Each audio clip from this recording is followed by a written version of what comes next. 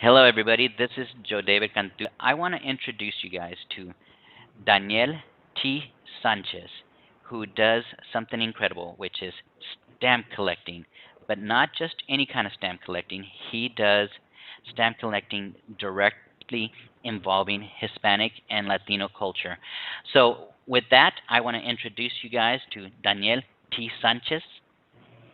Hello, Dan. How you doing? Yes, I'm doing really fine, Jose.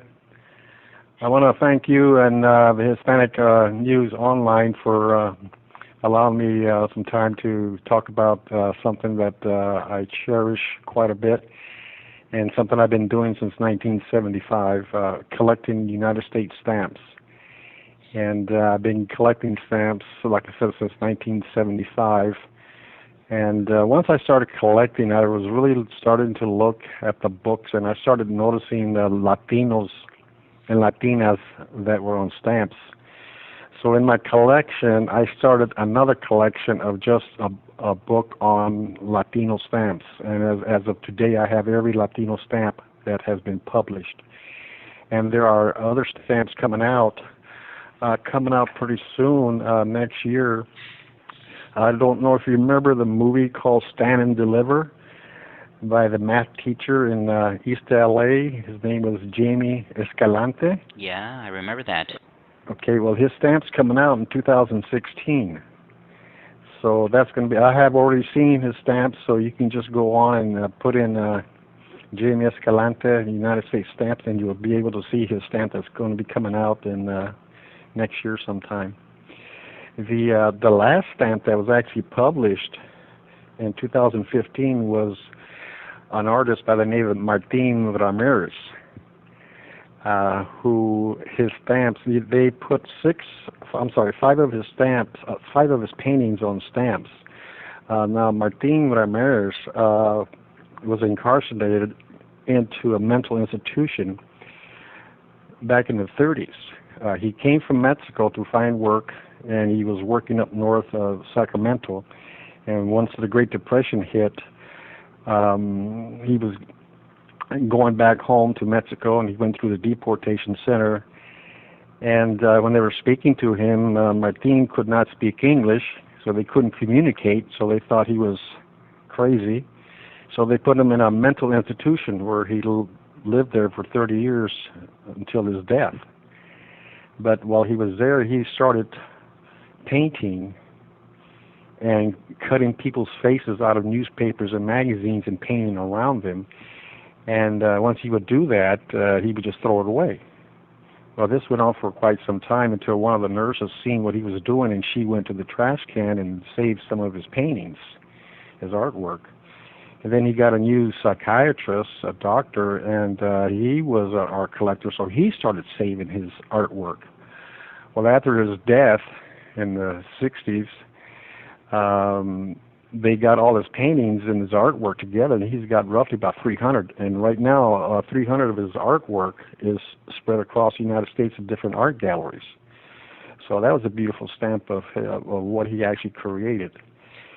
And so it's what comes out all the time. There's Felipe Rojas Bonhart, which was a chief cook, and from New York. His stamp was released in 2014. Lydia Mendoza from Texas was issued in 2013.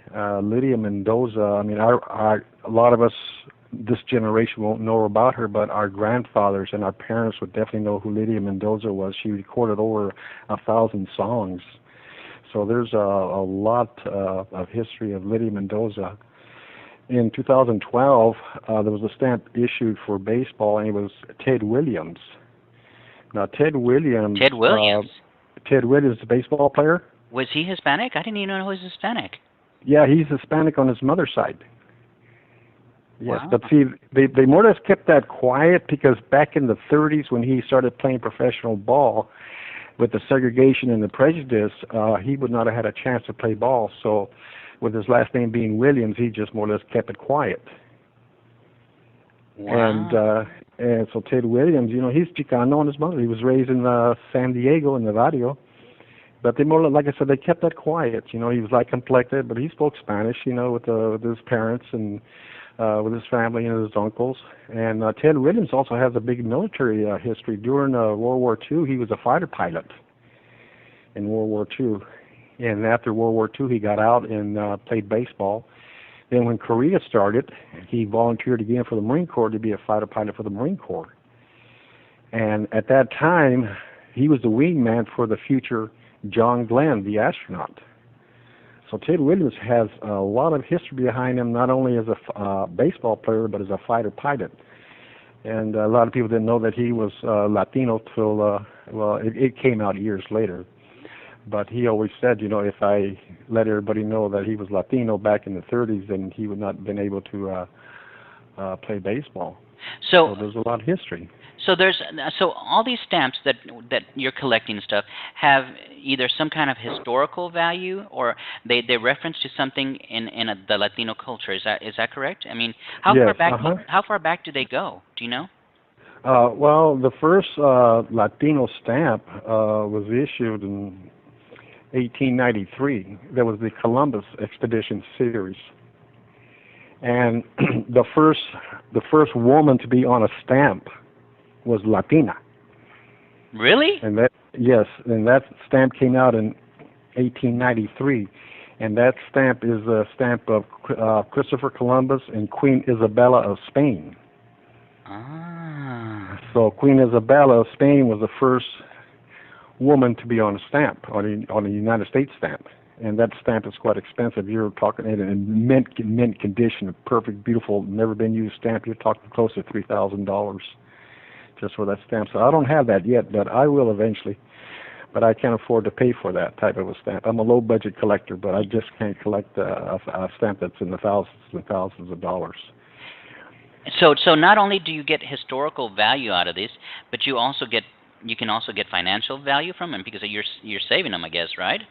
Yes, the value of stamps increases every year, roughly like the cost of living. The cost of living goes up 3%. Stamps usually go up about the same amount. So it is an investment, but for me, it's not an investment. To me, it's a hobby to collect and to learn about the history of Latinos. Because whenever I get whenever I look at one of my stamps, I'm just curious. I said, well, what part did Latinos play in, say, the Pony Express riders during the day when mail was being delivered by the Pony Express? I started looking at the Pony Express riders, and my God, I found the names of Latino cowboys that got out of being a cowboy and started riding for the post office as Pony Express riders. So there's Latinos that rode for the Pony Express. And, you don't see that in our history books. And in the book that I'm writing about right now, I talk about different parts of United States history and that I put into writing about Latinos that are never mentioned in our history books. Such as? The Pony Express, even the space, our space program, there's stamps on space, and I talk about Elaine Ochoa, the first Chicana in space. Actually, she's the first Chicana, or she's the first woman into space back in her day. So there's a lot of history on Elaine Ochoa as being the first Chicana in space. Now, they don't have a stamp after her, but her participation on that stamp is what I talk about. And all through all our military wars, there's been Latinos that are never recognized or not talked about. A good example during World War One, he's not on a stamp, but there's a stamp on World War One, and with the research that I've done, and I knew about this person years ago. My uncle told me was Private Marine Corps David Barkley from Texas, from Laredo, and raised with his mother, Antonia Cantu, and his father was Joseph Barkley, and they separated, but when World War One broke out, he volunteered for the Marine Corps. But when he volunteered, he didn't put his last name, his mom's last name, which was Cantu, he put down Barkley, so he would not get into a segregated unit. He wanted to fight with everybody. And he received the Congressional Medal of Honor. He got wounded twice. He was running across the fields to alert the Americans that the Germans were coming, and he was hollering and screaming at it to alert the Americans, and he was being shot at, but he got up twice and three times, and he got hit twice, but he got into the river, and that's where he drowned. But in 1919, when they presented his mother with the Congressional Medal of Honor, they knew at that time, in 1919, that he was Latino. When they presented the mother the Congressional Medal of Honor, they knew he was Latino, but the military did not acknowledge it or actually say that he was Latino till 71 years after his death. Really? So they kept all that hush-hush. You know, they wanted the first Congressional Medal of Honor to be, you know, an actual Anglo, you know, a white guy. But which, in fact, he was actually Latino. So they kept that hush-hush for 71 years. I also heard some story of somewhere. Wasn't there a Pied Piper? Yes, the Pied Piper of Saipan. There was Gabby Galbraithel from East L.A. He was raised with a Japanese family, and he learns Japanese fluently. So he knew English, he knew Spanish, and he knew Japanese. But when he was raised in the barrio, he also learned with his Japanese friends the Japanese slang. So when World War II broke out, he volunteered for the Marine Corps, and he went into intelligence since he spoke Japanese. Well, they sent him to Saipan. Well, when he was in Saipan, he talked with his squadron commander, saying, hey, listen, let me go to the caves. Let me go see if I can get these Japanese soldiers to surrender instead of killing them. Because he had two feelings. You know, one, you have to kill when you have to kill when you're in war. And his other side was save people when you can. And that was his belief. And they said, no, it's too dangerous, you'll get killed. Well, he went back to his unit, and a couple hours later he snuck out and went out into the caves, and he found a cave, and inside there were Japanese soldiers, and he talked to them in Japanese to surrender. And he talked to them for a while, and they agreed. So as they came out, they laid down their weapons, and when he came back to his camp, he single-handedly captured right there and then 81 Japanese soldiers. Wow. Well, his commander got really upset at him because he disobeyed orders, which was true, and they wanted to give him a court-martial. But then they realized what he did, you know, in capturing all these Japanese soldiers, they withdrew the court-martial. And he went back again, and he told his commander, he goes, let me go back and get some more. And the commander says, well, we'll send some reinforcements with you. We'll send you with some other guys. He goes, no, I want to do this by myself. I don't want to worry about those other guys, just me. So he went up there. Well, he singly captured a total of 1,500 Japanese soldiers and civilians that were hiding in the caves. Wow. Nobody in American history has ever done that. And he's Latino. Nobody. Wow. And he's Latino from East L.A. Galbraithel, that's his last name. And didn't they make a movie about that? Yes, they made a movie about it, and the movie was called Hell to Eternity. But in the movie, they portrayed Galbraithel as being a white guy, and the actor was Jeff Hudson. Nowhere in the movie was it ever told in the movie that he was Latino. Wow. So that's how they keep away the identity of people who do things, you know. And even in the state of Texas, the city of Galveston. Now, I don't know where you're at, or if you're near Galveston, or if you've been to Galveston, but that name Galveston was named after a Spanish general, General Bernardo de Galvez, and he fought in the Civil War, and he won a lot of battles with General Washington. Well, when he died in Texas, they wanted to name a town after him. So instead of saying Galvez, they named the town Galveston. So there again, they're taking away the identity of a Latino and making the name sound, you know, making it sound white instead of Latino. It should have been Galvez instead of Galveston. So in this book that you're writing, the new one, because I have the one that you sent me before, the 39 Years of Blue, a collection of life stories. That's your life story. So you're doing a new book, but the new book is all based on the stamps. Is that correct? Yes, it's all on stamps and all on Latinos that are on stamps, and it's about Latinos that participated on the certain stamps, you know. And you know, throughout our military history, there's been a lot of Latinos that are never mentioned.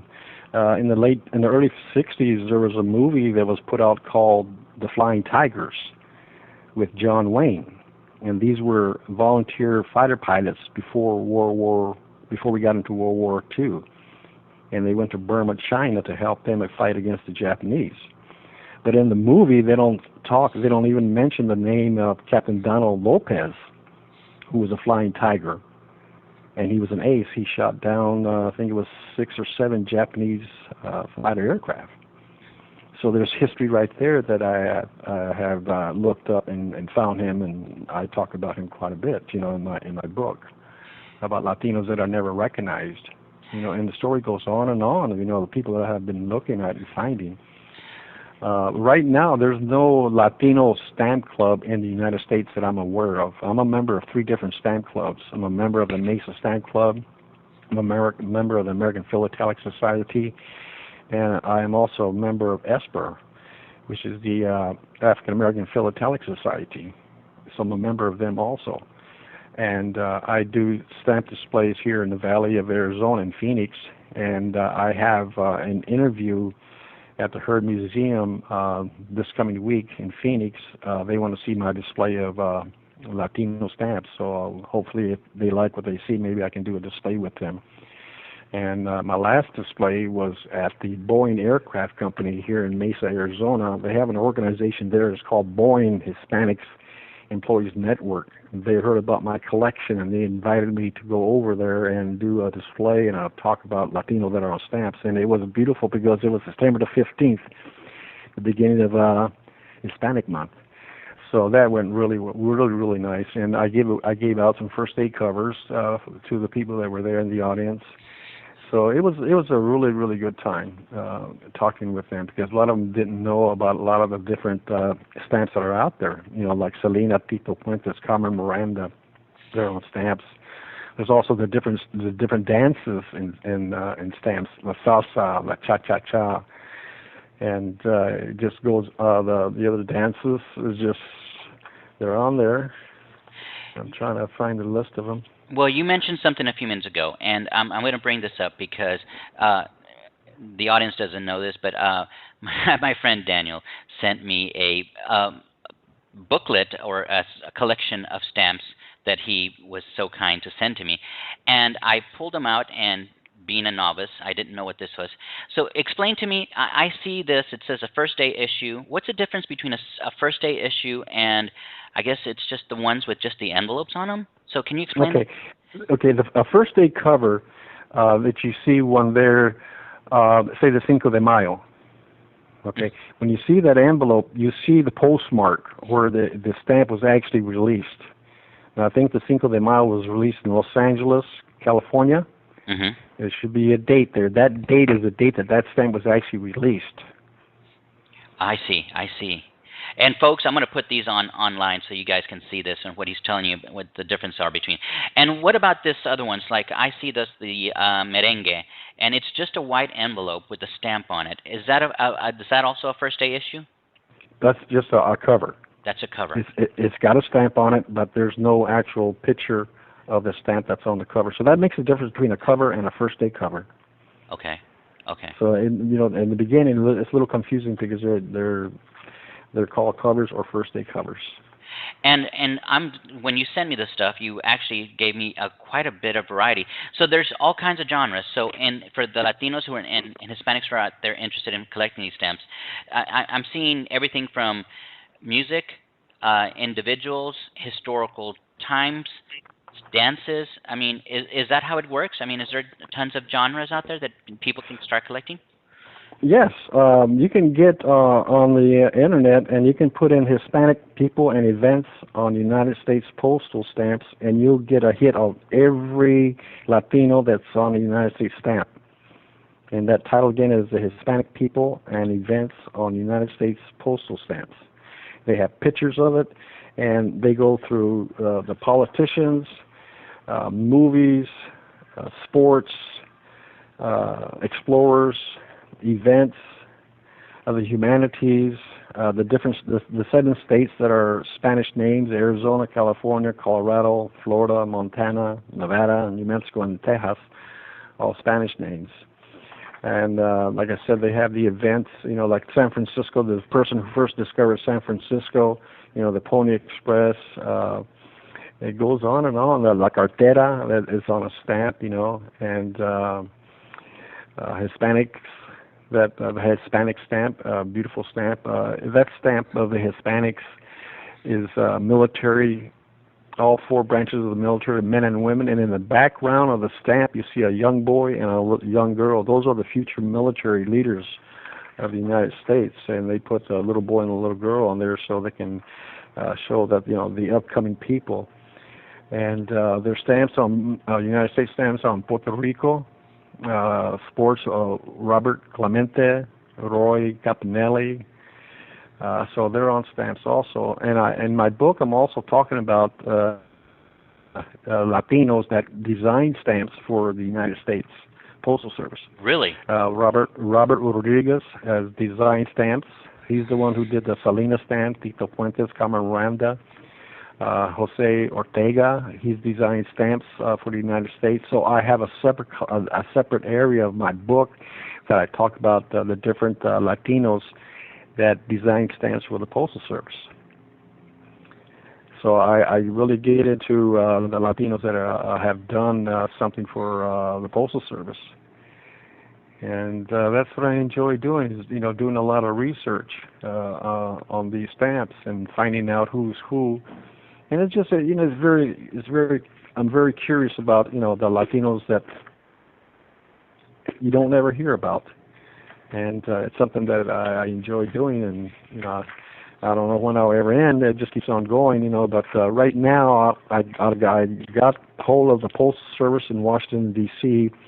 Asking for the copyright permission so I can put these stamps in my book. Now, a lot of the stamps are what they call public domain, when anybody can get a stamp and just make a copy of it. But some of the stamps are not public domain. They still have to have copyright release from certain individuals. Of the 180 stamps that I will be talking about in my book, there's 12 people that I have to get copyright permission from. And right now, out of the 12, 4 has responded and given me the copyright release so I can put that stamp in my book. And so there's that I'm waiting for right now, and there's some people that have moved away, so I'm trying to find these people over the internet. Mm-hmm. So I'm going with the Postal Service to make my book, and I also want to advertise my book with the Postal Service. In order for me to do that, I have to follow the Post Office's guidelines. Right. To put the Post Office logo on my book. And I'm thinking maybe another year from now, maybe a year and a half, because I still have to go through an editor. I have to find a publisher, and I have 2 publishers in mind right now, but I can't go forward with that until I get the copyright release from the Postal Service before I can get me a publisher. Right. And I can talk to a publisher about it, but I cannot give them my information. Until during the Civil War, there were women who were spies for the North. And the program PBS did a series on the women spies of the Civil War. And when I heard about that, I wanted to listen to the whole program. And I knew of the Sanchez sisters. There were 3 sisters from the North. They were cubanas. And they would come down to the South, and they would get all their information from the soldiers, just talking and mingling and being nice with the soldiers, and once they got all their information, what battles they were going to be doing or whatever, then they would get all their information together, and then one of the older sisters would ride up north on her horse and talk to the northern military and give them all the information. And that's how they won a lot of battles, because of the Sanchez sisters that were spies for the North. Wow. That is so. You've got so much stories and so much great history behind it. Hey, Danny, I just wanted to, we're getting to the end of this conversation, but I wanted to ask you, what do you think that, if, let's say, kids get involved in this, what is the benefit of them getting involved in stamp collecting, and what, not only for cultural reasons, for learning their history and stuff, but what do you think it would do for just helping the whole U.S. Bond. getting involved with stamps. Yeah. Well, one thing is the history that all the stamps talk about. Once you get that stamp and you start looking into the history about it, you just don't learn about them. Maybe they made a movie or whatever. You learn about their background, where they came from, their ancestors. And my grandkids now are old. Now I got my grandkids are in the 21s and 20 and 18 years old, and but they enjoy stamp collecting. I first got them started. They have their own separate collection, but when they were young and I was showing them my stamps, when I would show them a stamp of George Washington or Lincoln or somebody like this here, trying to tell them history, they would just look at it and they would just say like, "Ooh, wow, it doesn't make any difference to them." But when I started showing them the cartoon stamps, all the Disney characters that Walt Disney has designed, all the characters that you can think of in Walt Disney are on stamps. And whenever the grandkids would see this, their eyes got big and they looked at it and said, "Oh my God, Grandpa, I like this stamp." It was, Snow White, the Seven Dwarfs, Mickey Mouse, Donald Duck, Goofy, all those characters from Walt Disney are on stamps. And they came out in different times, so they're spread out. And they started coming out back in the 40s and 50s and 60s, and they still come out from time to time. So when the grandkids see these little cartoon stamps, that gets their attention. Right. And they look at those cartoon stamps and they say, "I like this stamp," and then I would buy them for them, and they would put them into their little collection. And when the Selena stamp came out, they seen Selena, and they just went, "Wow, Selena's on a stamp," So they got a stamp on. They also got the first day cover. And then I showed them Tito Fuentes. Then I started really telling them about the history of Latinos that did different things. So they're aware of what I'm doing, and they get involved with what I'm writing, and they look at it. And when something else comes out new, I bring it to their attention so that they have the knowledge right there. And sometimes they do they get curious and they look into the computer about different people. And I says, you have to look and find out different things Right. about people, and know your history, your Latino background, where we came from, how long we've been here.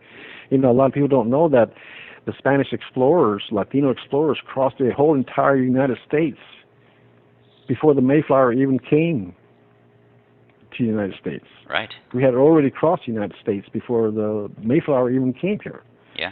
So our history goes very, very deep here in the United States. And the state of California, a lot of people refer to California as Califas, and they think it's actually short for California. But Califas was actual Aztec queen warrior. And the Columbus expedition had heard about Califas way, way, way, way back. And they learned about her legend, what she had done, and so they wanted to give them the California name. So instead of saying Califas, they said California. So California was named after Califas, which is an actual Aztec warrior, queen warrior.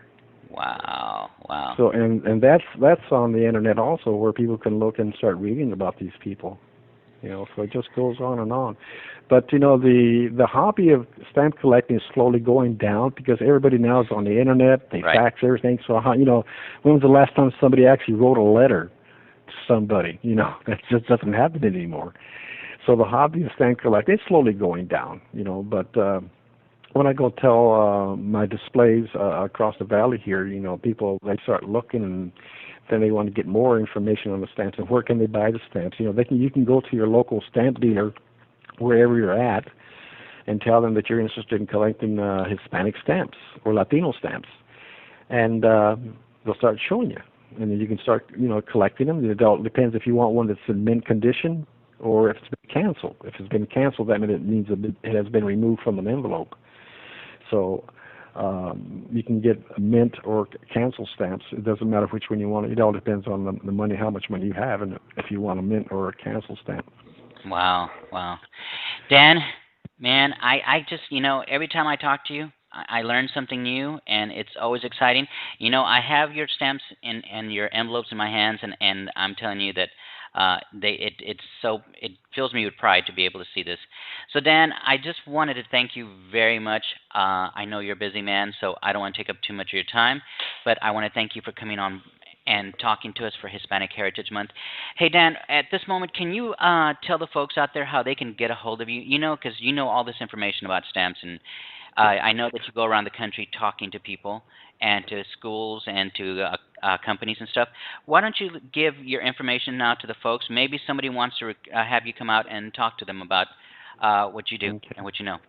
My email would be monadanny170 at gmail.com. That's MONADANNY 170 at gmail.com. And my book is on Facebook. It's called 39. You can put in Daniel T. Sanchez, or my book, which is titled 39 Years of Blue, a collection of life stories.